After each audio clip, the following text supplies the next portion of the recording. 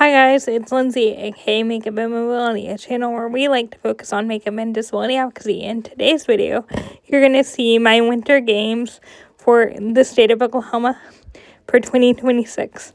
So I went bowling over the weekend and I did really, really good. Here are some of the pictures of me and my dad. My dad is the one who helps me bowl, and I just had a really fun time.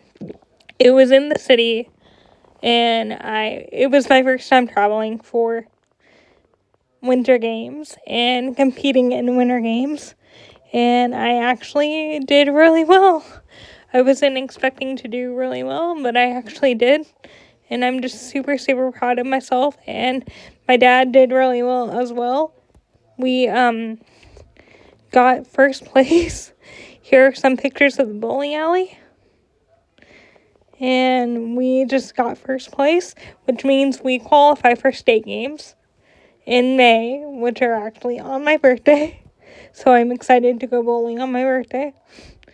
And I'm just so excited. And I am shocked we did really well. And I am just so excited to go bowl at my state games. Thank you guys so much for watching. And find beauty and advocacy and keep rolling on. Bye.